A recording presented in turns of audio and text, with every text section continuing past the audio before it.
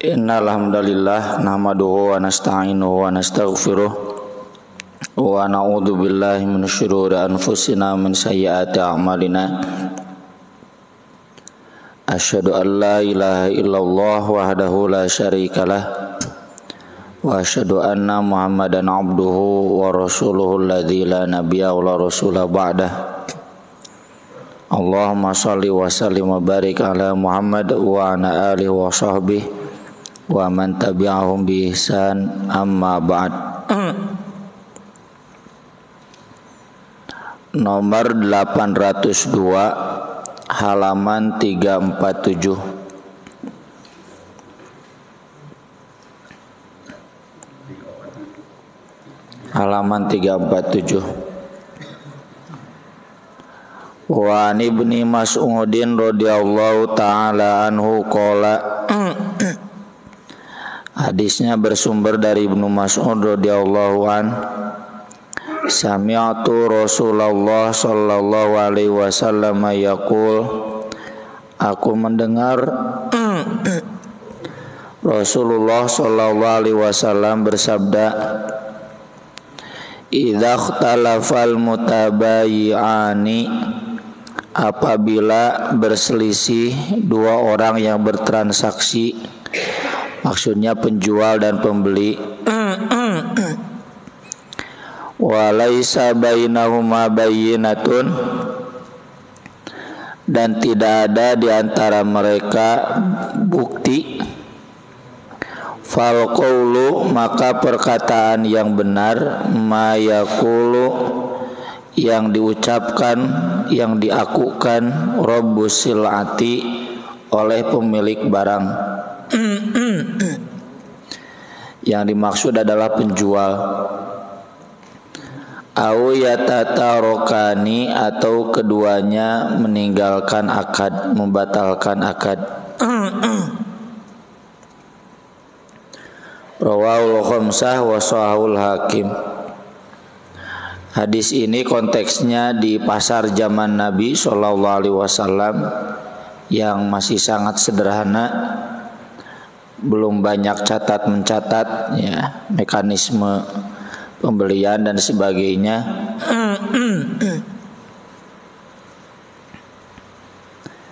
Kalau ada perselisihan, kata penjual, ini barang masih milik saya, belum dijual. Kata pembeli, ini sudah jadi milik saya, sudah saya beli. Maka hakim memutuskan bahwa barang itu milik penjual. Kenapa? Karena berdasarkan kaidah yakin la yuzalu bisyak. Yang yakin itu barang itu asalnya kan di penjual. Yang meragukan itu sudah dibeli atau belum. Yang pasti itu masih milik penjual karena nggak ada bukti. Kalau ada bukti ya bisa jadi milik pembeli, begitu. Ini nanti jadi kaidah al aslu baqau makana ala makana. Yang pokok itu tetapnya sesuatu pada tempatnya. Contoh, tanggal 29 sudah pernah kita bahas, ru'yat hilal. Hilalnya nggak kelihatan. Jadi itu tanggal 1 Ramadan atau masih Sya'ban. Maka hadis mengajarkan bahwa itu adalah masih Sya'ban. Yang pasti Sya'ban masih. Yang meragukan ini Ramadan sudah masuk atau belum. Yang meragukan ditinggalkan, tidak dipilih. Yang dipilih Sya'ban. Maka malam itu tanggal 30 Sya'ban. Hal yang sama juga berlaku dalam hal pilihan rokaat. Ini tuh udah rokaat 3, udah rokaat 4. Maka yang pasti itu adalah yang 3 sudah. Yang 4 masih meragukan sudah atau belum. Jadi yang dipilih adalah rokaat 3. Kurang lebih seperti itu.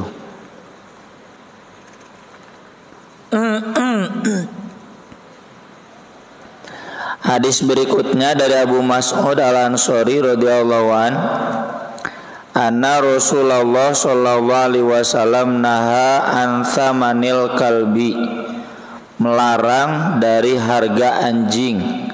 Maksudnya tidak boleh diperjualbelikan. Wa mahril baghi, mahar pelacur, upah pelacuran. Wa hulwanil kahin, dan hulwan itu manisan buat dukun, maksudnya bisnis perdukunan, ya. Jadi meski kita bukan pemilik anjing, meski kita bukan pelacur dan nggak boleh, meski kita tidak menjalankan praktik perdukunan, tapi kalau kita ikut menikmati uang dari perdukunan, kadang Pak RW, ya, Pak RT atau pejabat-pejabat Pemkot dan sebagainya, kalau malah melegalkan pajak dari pelacuran,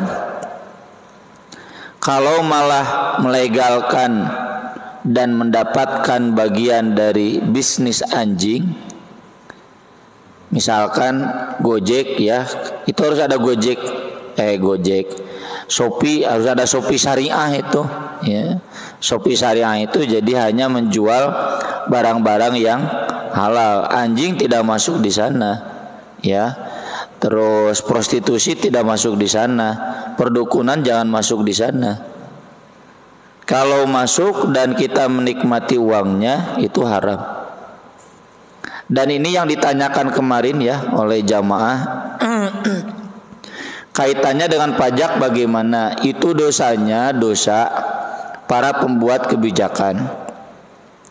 Kita tidak ada dalam taklif di sana. La yukallifullahu nafsan illa wus'aha.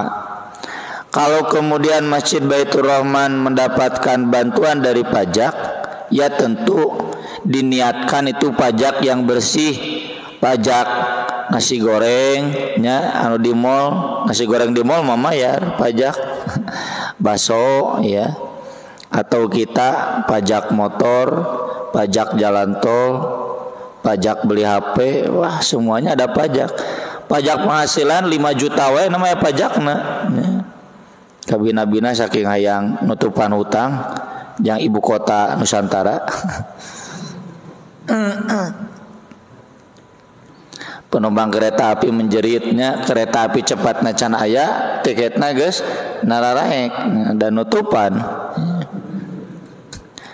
Nah itu kan wilayah halal, ya. Jadi buat bantuan buat pesantren, buat santri, ya, buat sekolah, itu dari wilayah pajak yang halal. Termasuk mungkin buat Al-Jabbar. Jadi nya memang isa triliun loba teuing gitu, lebar asa lebar. Itu pajaknya dari pajak yang bersih, yang kotornya tidak boleh masuk ke sana. Dan itu yang mengatur adalah Dinas Perpajakan. Jadi beliau-beliau ini yang berwenang, dan yang paling menanggung bebannya itu adalah DPR dan Presiden, ya, beliau-beliau yang bisa mengubah aturan itu. Wali kota pun gak mampu, ya. Zaman saya dulu jadi aktivis di kota Bandung, Pak Dadarusada itu jeung Ridwan Kamil ge eleh deket ka ulama nama. Ari Mang Oded mah tuh dobrolkeun emang ulama, ya. Mang Oded memang ulama, ya, bisa baca kitab. Anaknya semua 7-7-nya hafidz Quran. Jadi kalau pada Darusada itu memang dekat dengan ulama. Setiap kali mau mengambil kebijakan, minta saran ulama, datang ke ulama, mau ulama Persis, ulama NU, ulama Muhammadiyah. Termasuk itu terkait miras.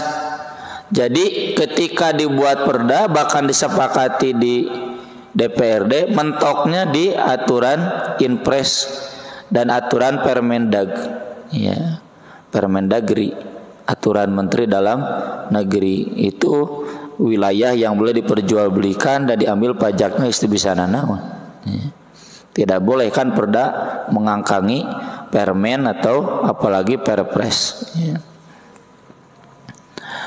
Kemudian hadis berikutnya dari Jabir bin Abdullah, annahu kana ala jamalin, dia menunggangi seekor unta, lahu milik dia, qad a'ya, yang sudah tua, fa'aroda an yusayyibahu, dan dia sudah berniat untuk membiarkannya, tidak akan dipakai-pakai lagi. Geus kolot ieu mah onta teh antep we samaotna gitu. Qala falahiqonian nabi, lalu aku berpapasan dengan Nabi. Fada'ali, beliau berdoa untukku. Wadorobahu, dan kemudian menepuknya. Ditenggelku Nabi onta teh fasaro sayran lam yasrimithlau, ternyata berjalannya cepat lagi. Sakti itunya mujizat, lain sakti mujizat. Tenggelku Nabi mah langsung cepat lagi untanya. Lalu kata Nabi, bi'ani bi'ukiyah, jualah kepadaku satu ukiyah, ya. Satu ukiyah itu 40 dirham. Qultula, enggak. Tsumma qala, kata bi'ani, jual kepadaku. Untanya kan sudah bagus sekarang, larinya sudah kencang. Fabi'atuhu bi'ukiyah, lalu aku menjualnya dengan satu ukiyah. Washtarotum lanahu ila ahli, tapi aku buat persyaratan, ini unta mau saya pakai dulu sampai Madinah, kan ini sedang dalam perjalanan. Ini kalau disambungkan secara keseluruhan, Jabir itu pulang dari perang tuh buru-buru, tapi ontana reot gitu ya. Untanya unta yang udah lemah, lurusuhan, tapi nya tetep kelihatan kasusul gitu ku Nabi. Kamu kenapa cenah lurusuhan? Pulang duluan Nabi. Kan saya teh pengantin baru cenah gitu. Tekuatnya ninggalkan istri lami. Sampai kata Nabi, menikahnya ke janda atau ke gadis? Janda. Kenapa nggak ke gadis? Biar lebih menyenangkan. Mudahnya saya sengaja sana sih. Kata Jabir, saya punya saudara perempuan 9. Saya nggak mungkin menikahi seorang istri yang seusia dengan mereka. Saya sengaja menikahi yang lebih tua daripada mereka untuk dijadikan ibu. Lewat ku Nabi teh tepak, sok atuh. Oh cepat. Unta Nabi kan juga unta yang paling cepat kan, ya. Jadi kalau motor Nabi teh motor naon ya teh berarti. Nabi motor yang paling hebat. Unta Nabi nggak pernah kalah, kecuali nanti ya menjelang akhir.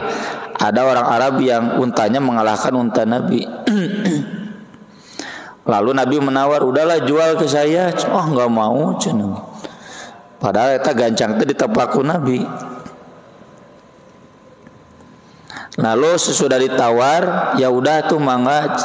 Tapi kata Jabir, saya minta syarat, ini saya pakai dulu sampai ke Madinah. Ini nanti kaitannya dalam bab syarat jual beli. Biasanya misalkan beli rumah ya, udah deal, tapi cenah minta syarat, saya 1 bulan mau di sini dulu sambil mencari rumah yang lain. Boleh? Boleh ya, kalau disepakati.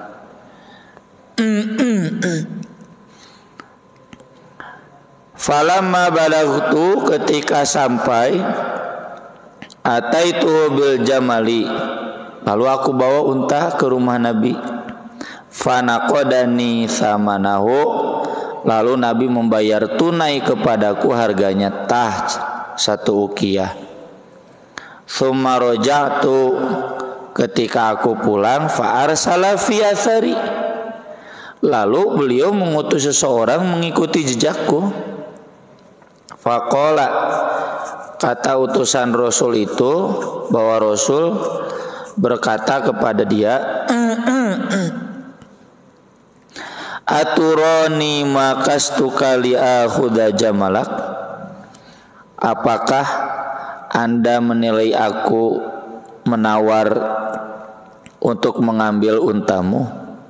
Khudh jamalaka wa darahimaka. Ini ambil untanya, dirhamnya juga ambil. Jadi Nabi menawar itu bukan untuk membeli, tapi untuk memberikan kado pengantin. Merencek Jabir teh kadohung ti dua ukiyahkeun. Jadi kemudian Nabi SAW enggak, maksud saya menawar itu ingin memberikan kado pengantin senilai unta itu. Makanya sesudah dibayar untanya diculun, Nabi kirimkan lagi untanya. Nih saya menawar itu, menawar buat bayar sodako. Begitulah kedermawanan Nabi Shallallahu Alaihi Wasallam. Fahuwalaka itu adalah bagi kamu. Boleh kita menawar untuk tujuan itu, boleh, silakan ya, asal tidak ada yang dizolimi. Prinsip dalam muamalah itu kan antarodim minhum, asal ada saling ridho, saling transparan ya. Yang jadi catatannya di sini tadi bahwa jual beli itu boleh pakai syarat ya, dan tentunya ini berdasarkan antarodin, kesepakatan.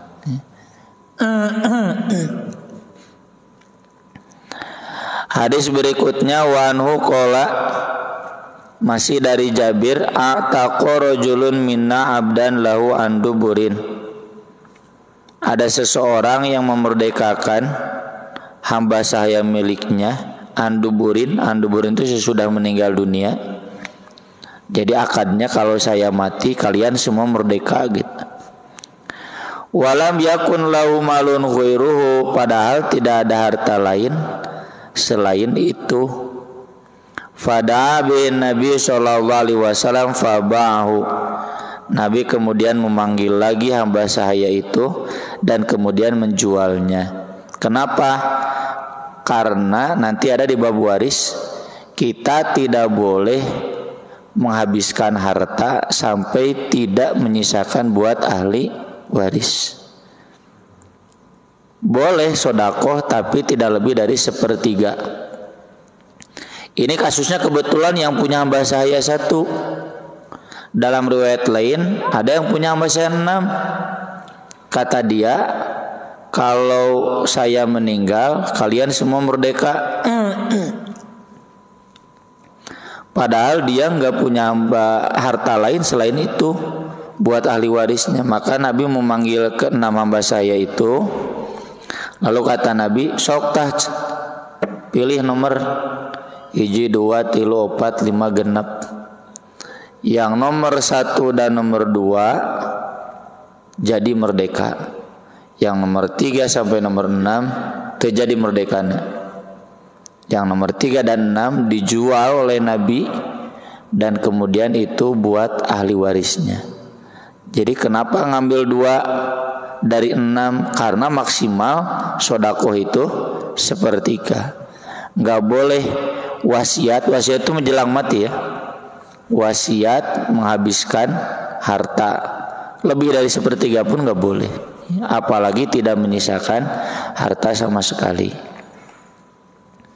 Ini menunjukkan bahwa menjual hamba sahaya itu diperbolehkan, termasuk menjual hamba sahaya yang sudah dimerdekakan oleh pemiliknya, tapi ada pelanggaran syariat yang dilanggar oleh pemiliknya, yaitu tadi harusnya ada harta yang disisakan buat ahli waris, ini malah dihabiskan semua, ahli waris nggak dapat harta.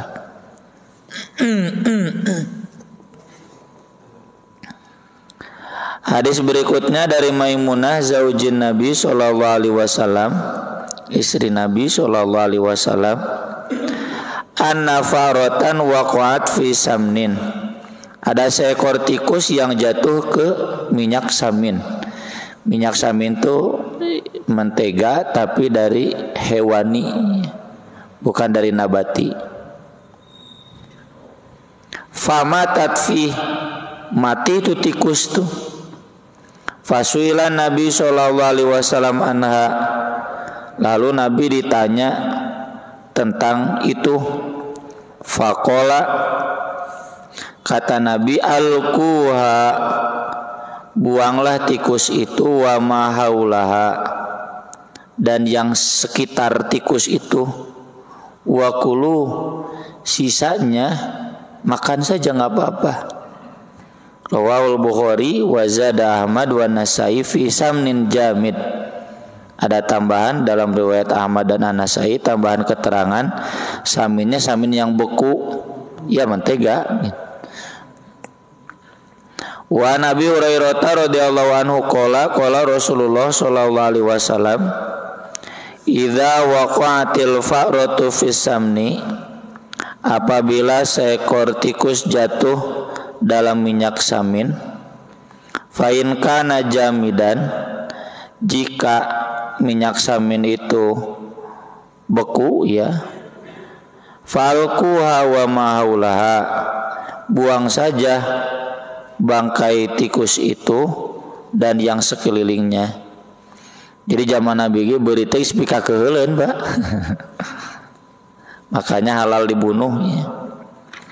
Wa in kana ma'ian, tapi kalau minyak samin itu cair, fala taqrubu, maka kalian jangan mendekatinya, buang saja semuanya.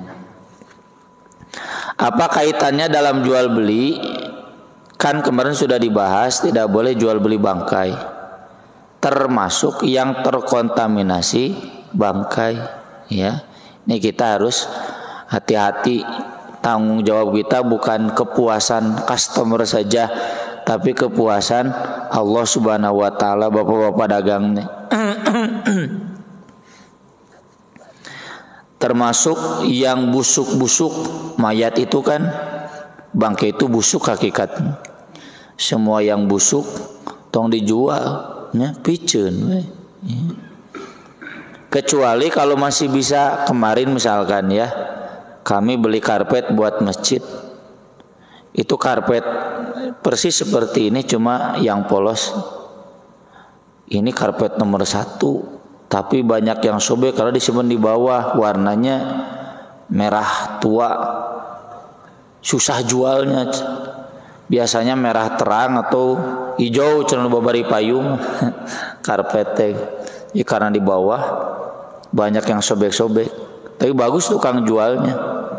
Udah gini aja Pak Ustadz, bawa semua diamparkeun atuh di halaman jalan teh. Ini buang. Harusnya 60 juta, udah aja setengahnya aja. Tapi masjid tertutupi semua, bahkan dengan teras-terasnya, ya, dengan serambi-serambinya. Saya untung karena ini cenah ngaheurinan di gudang gitu. Ya, semakin lama semakin rusak. Ada yang beli, alhamdulillah, ya. Kami juga untung, ya, harganya miring. Dan dia betul-betul, jadi dibuka semuanya, 9 lembar karpet begini dibuka semuanya. Nah ini potong langsung saat itu juga, potong, sambung, bisa disambung kan. Tapi yang di luar saja, yang disambung, di dalamnya semua utuh, ya. Jadi dia yang pilih-pilihnya langsung. Saya kurang ngerti, saya hanya melihat saja. Ini bos dia, ini buang, ya. Pas saya lihat ini bos, oh iya sampai sini buang.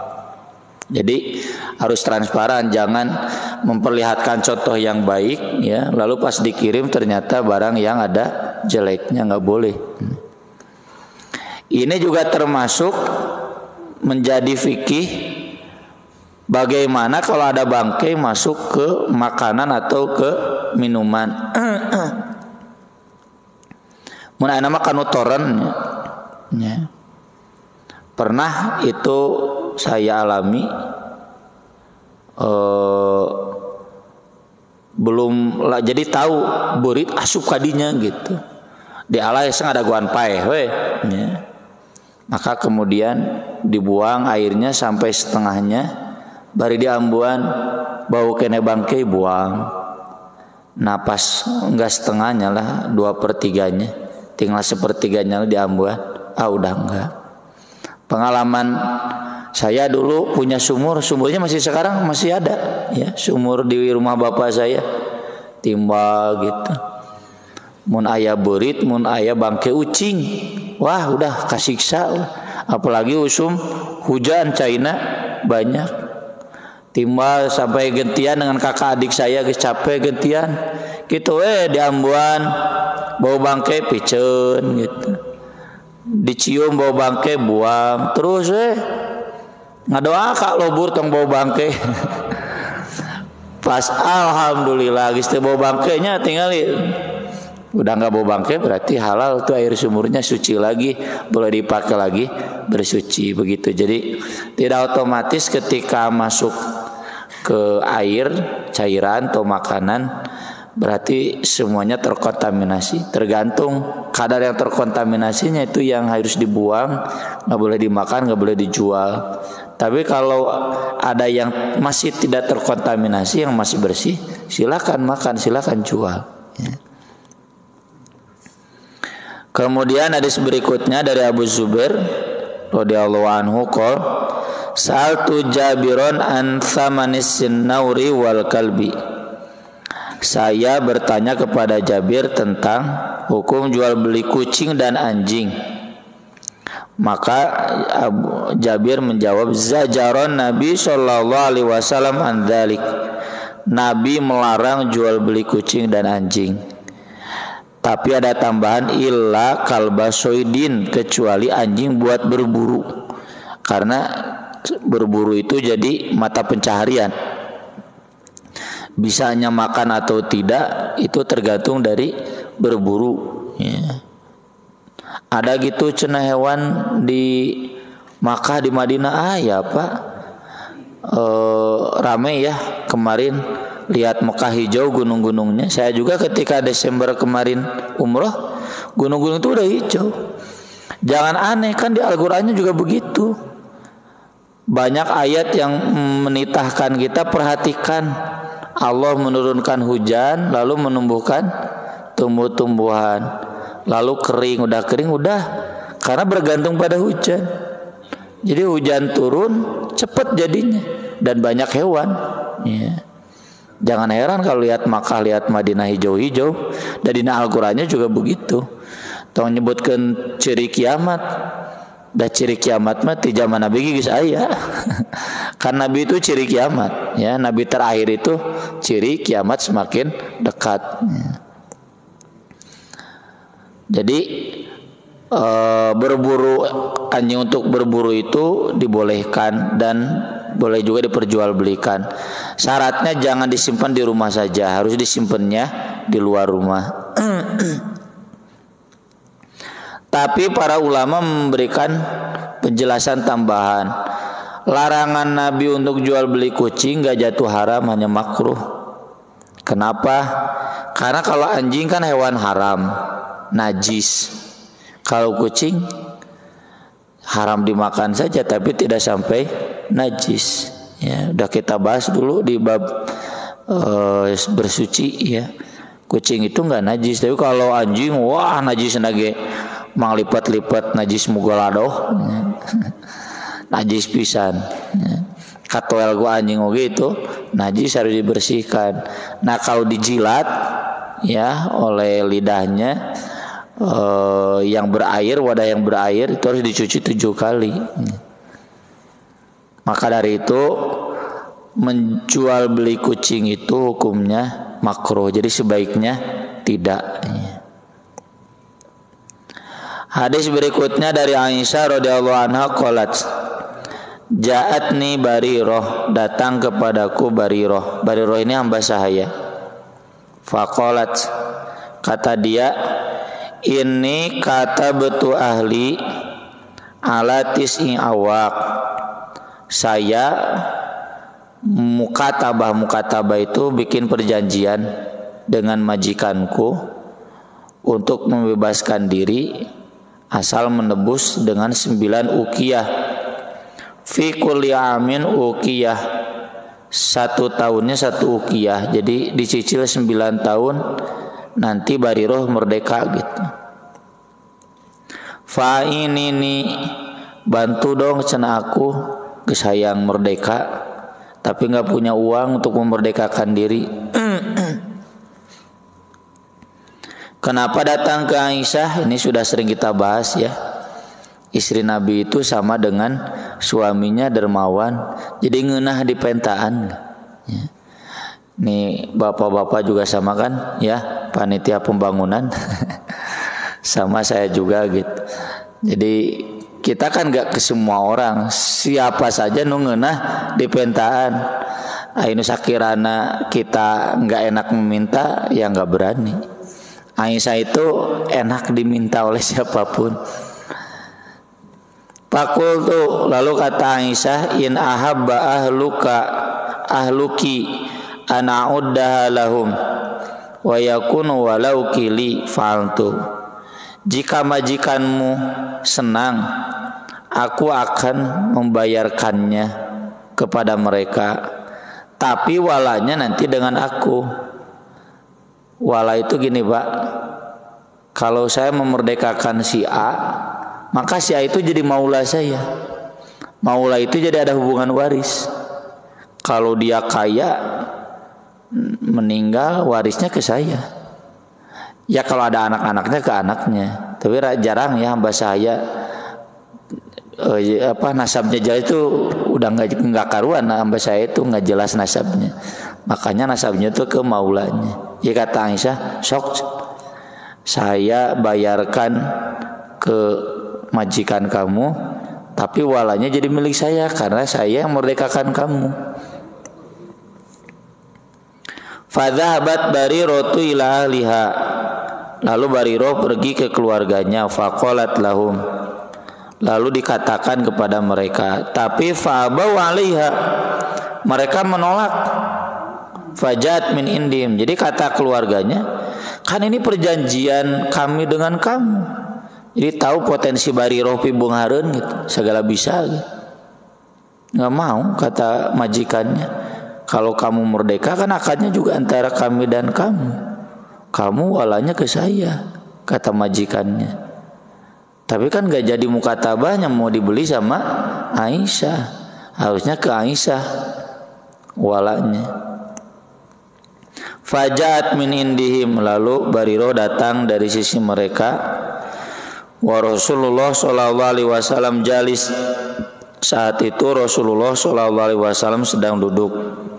Faqalat, kata Bariroh, inni qad aradtu dzalika lahum. Saya sudah menawarkan hal itu kepada mereka.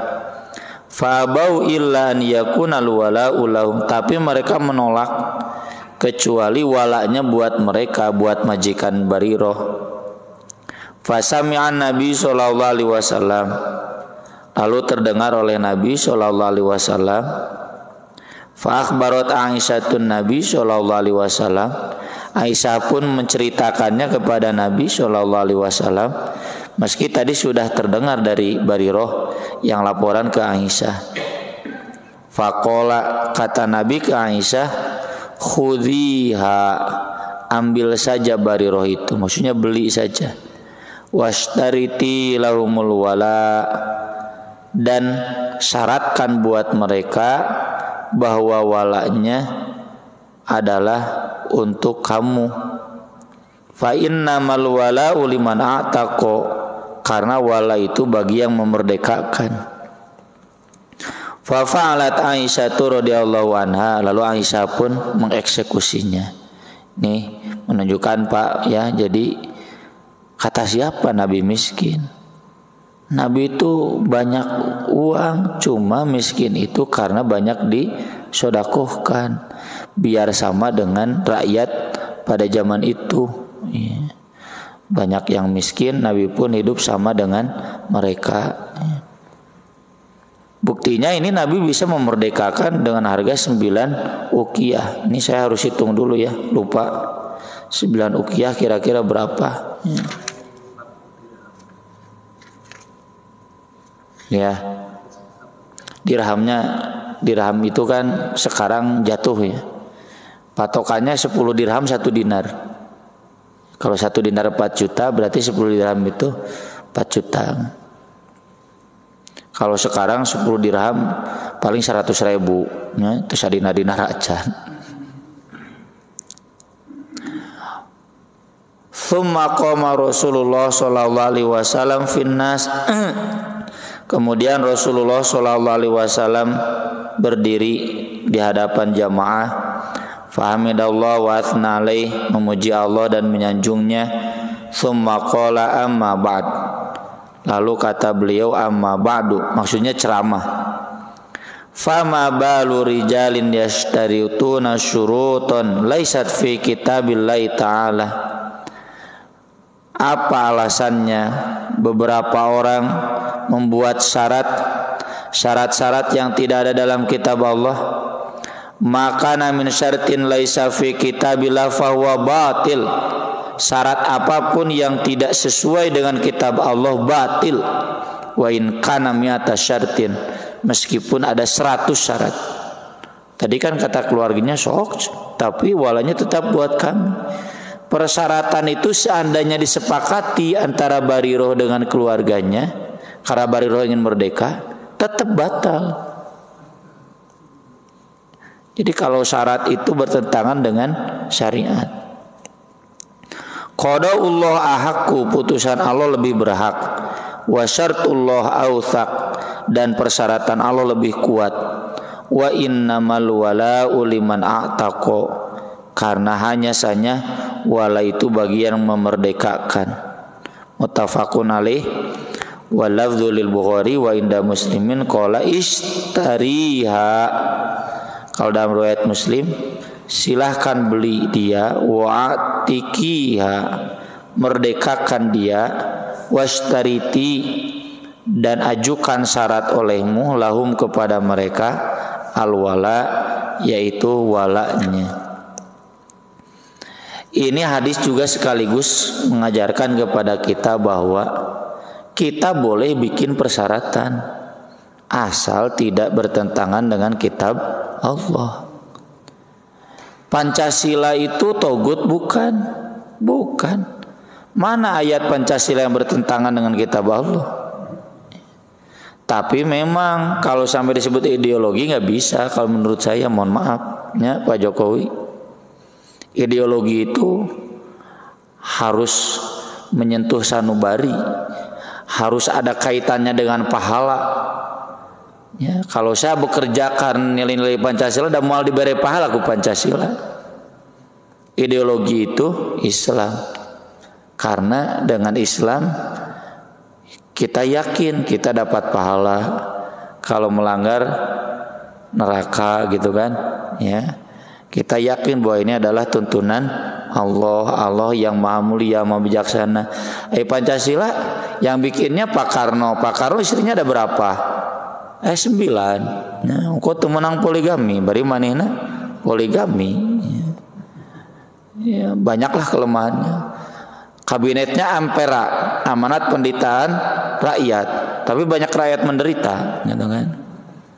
Katanya Pancasila, tapi kok komunis. Jadi susah kalau untuk dijadikan ideologi, tapi tidak bisa disebutkan juga Pancasila itu togut karena tidak ada yang bertentangan dengan Quran. Demikian juga undang-undang yang lainnya, selama tidak bertentangan dengan Quran itu dibolehkan. Aku qouli hada wa astaghfirullah li wa lakum. Wassalatu wassalamu ala Rasulillah. Wassalamualaikum warahmatullahi wabarakatuh. Beliau pertarasan. Maaf Pak Haji.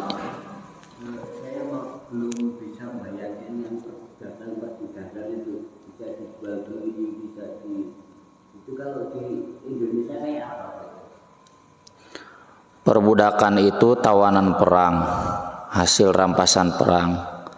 Di Indonesia nggak ada kan perangnya, dan sekarang sudah tidak ada, kecuali kalau di Ukraina mungkin masih ada ya.